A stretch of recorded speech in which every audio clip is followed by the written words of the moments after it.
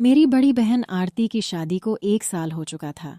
दीदी काफ़ी सुंदर हैं और जीजा जी भी काफ़ी हष्ट-पुष्ट हैं। शादी के बाद दीदी कम ही हमारे घर आया करती थीं, क्योंकि जीजा जी को दीदी के बिना बिल्कुल भी रहा नहीं जाता था। दीदी और जीजा जी एक दूसरे से बहुत प्यार करते हैं और एक दूसरे के बिना नहीं रह सकते। ये बात मुझे उस दिन समझ में आई जब दीदी दिवाली पर हमारे घर आई हुई थीं। दीदी को आए 1 हफ्ता हो चुका था, लेकिन जीजा जी के फ़ोन दिन भर में कई बार आते रहते थे। दीदी अक्सर कहती थीं, इतनी जल्दी कैसे आऊं? कुछ दिन और रुकने दो। पर आप भी फ़ोन करके ऐसी ऐसी बातें करते हो जिससे मुझे भी आपकी बहुत याद आने लगती है। उतने में मम्मी आ गईं और दीदी ने फ़ोन काट दिया। मम्मी ने दीदी को किचन में बुला लिया, क्योंकि दिवाली की मिठाई, चिवड़ा, करंजी वगैरह बनानी थी। हम सब ने मिलकर शाम तक आधी चीज़ें बना ली थीं और बाकी की मिठाई अगले दिन बनाने का तय हुआ। शाम ढल चुकी थी और मैं खिड़की से बाहर देख रही थी। तभी मैंने देखा कि जीजा जी बाहर खड़े हैं। मैंने जल्दी से दीदी को आवाज़ लगाई। दीदी बाहर आते ही बोलीं, आप तो सच में आ गए। मुझे लगा फ़ोन पर आपने ऐसे ही कहा था। इतने में मम्मी भी आ गईं और बोलीं, मेहमान, आप कब आए? कोई खबर नहीं, कुछ नहीं। पहले बोल देते तो आपकी खातिरदारी के लिए पहले से तैयारी कर लेते। जीजाजी बोले, नहीं, सासू माँ, काम से शहर आया हुआ था, तो सोचा आप लोगों से मिलते हुए ही जाऊं। मम्मी ने कहा, जाने की बात अभी से मत कीजिए। अभी आए हैं तो खाना पीना खाकर आराम करके सुबह जाना। मैं आपको अभी बिल्कुल नहीं जाने दूंगी।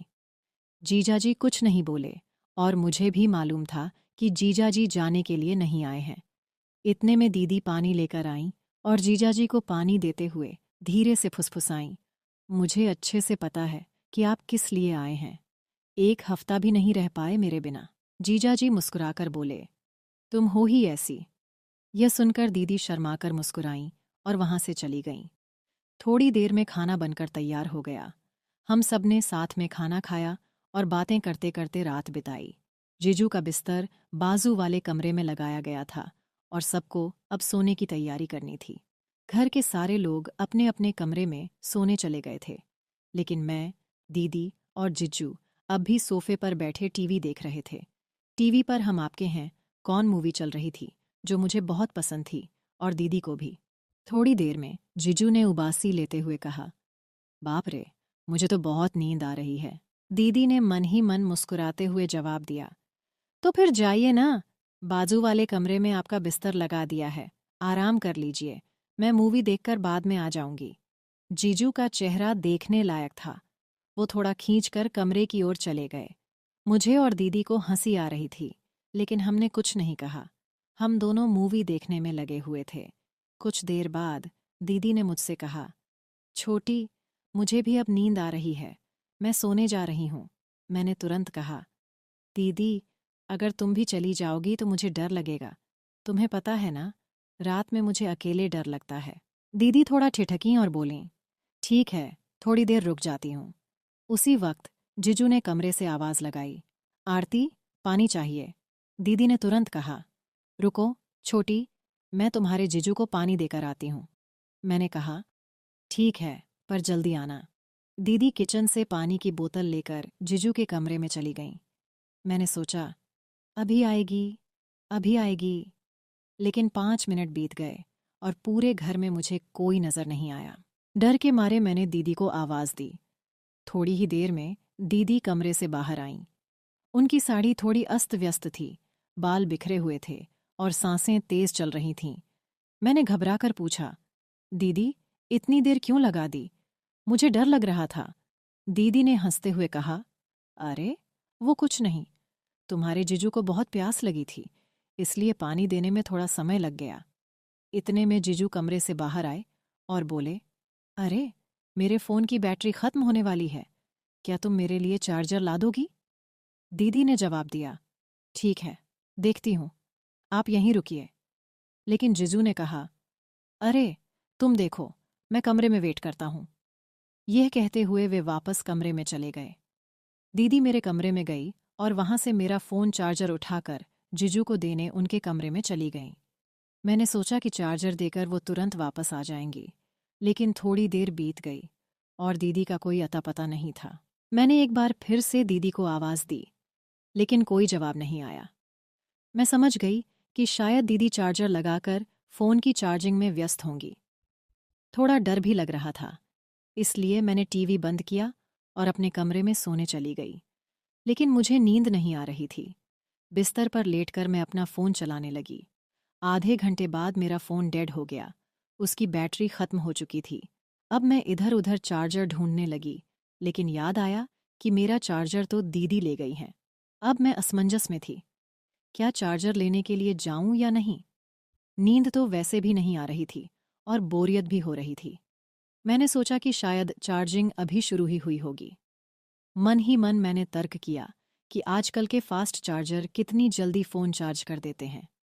फिर भी कुछ फ़ोन ऐसे होते हैं जिनकी बैटरी इतनी धीमी चार्ज होती है कि चाहे कितना भी फास्ट चार्जर लगा लो, वक्त लग ही जाता है। मैं सोचने लगी कि एक बार जाकर देख ही लूं कि जीजू का फ़ोन कितना चार्ज हुआ है, या फिर अभी चार्जिंग शुरू ही हुई है। लेकिन यह विचार मेरे दिमाग में घूम रहा था कि आखिर मुझे कमरे में जाना चाहिए या नहीं। मुझे बोरियत महसूस हो रही थी और फ़ोन के बिना समय काटना मुश्किल लग रहा था। आखिरकार मैं चार्जर लेने के लिए जीजू और दीदी के कमरे की ओर बढ़ी। जैसे ही दरवाज़ा खोलने की कोशिश की, वह अंदर से बंद था। खिड़की भी पूरी तरह से अंदर से बंद थी, लेकिन कमरे के अंदर से हल्की रोशनी बाहर आ रही थी, जो कांच की खिड़की से दिख रही थी। मैंने सोचा, सो तो नहीं गए होंगे? कुछ पल ठिठकी, फिर दीदी को आवाज़ लगाई। पहली बार कोई जवाब नहीं आया। दूसरी बार फिर आवाज़ दी। तब दीदी की आवाज़ आई। क्या है? क्यों परेशान कर रही है इस टाइम पर? मैंने कहा, दीदी, वो मेरा फ़ोन चार्जर अंदर रह गया है। मेरा फ़ोन बंद हो गया है, चार्जिंग करनी है। जीजू का फ़ोन चार्ज हो गया हो तो मुझे चार्जर दे दो। दीदी ने थोड़ी खींच भरी आवाज़ में कहा, अरे, नहीं हुआ है फ़ोन चार्ज। तुम्हारे जीजू के फ़ोन को चार्ज होने में काफ़ी समय लगता है। चार्जिंग तो अभी अभी शुरू हुई है। तुम जाकर सो जाओ, परेशान मत करो। मैंने कहा, दीदी, बस 10 मिनट के लिए चार्जर दे दो। मेरा फ़ोन फास्ट चार्जिंग करता है। दीदी ने जवाब दिया, ठीक है बाबा, लाती हूँ। तू अपने कमरे में जा। मैं अपने कमरे में लौट गई।